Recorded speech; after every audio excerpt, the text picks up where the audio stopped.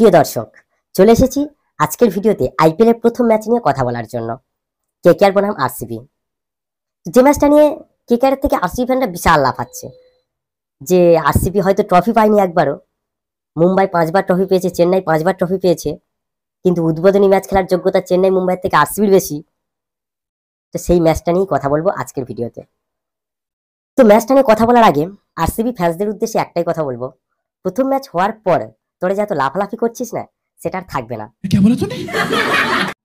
কারণ প্রথম ম্যাচের পর পয়েন্ট তালিকার দিকে দেখলে আরসিবি দেখবি পয়েন্ট তালিকার একদম নিচে অবস্থান করছে, আর point 0, net run rate minus.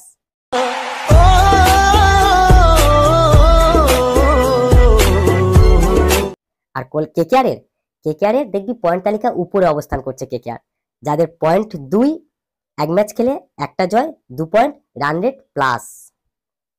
এটাই হচ্ছে থাকবে, দেখে নেবে। और अभी तो रुको, क्लाइमैक्स अभी बाकी। আর এই যে প্রথম ম্যাচে চেন্নাই মুম্বাই বাদে কেকেআর সঙ্গে তোদের ম্যাচ ফেলে তোরা যত লাফলাফি করছিস না, এটা কেন ফেলেছি জানিস?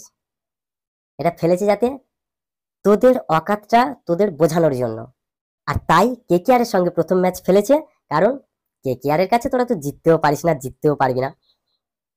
আর তাছাড়া আগের বছর কেকেআর হাতে 3টে আর ছিল, একটা হচ্ছে রাসেল, রমনদীপ সিং, আর একটা রিঙ্কু সিং। 3টে আরই কলকাতার ফিনিশিং এর দায়িত্বে ছিল। আর এবছর আরো একটা আর চলে এসছে, রামমান পায়েল। এখন থেকে ভয় পেতে শুরু করেছিস, বুঝতে পারছি, কিছু করার নেই। হ্যাঁ, যাই হোক, তোদের লাফালাফি আর থাকবে না প্রথম ম্যাচটার পরে। তাই এত লাফালাফি করিস না, ভালো নয়। কারণ প্রথম ম্যাচটার পরে মুখ দেখানোর জায়গা পাবি না। হ্যাঁ, তাই বলছি এখনো সময় আছে, শুধরে যা।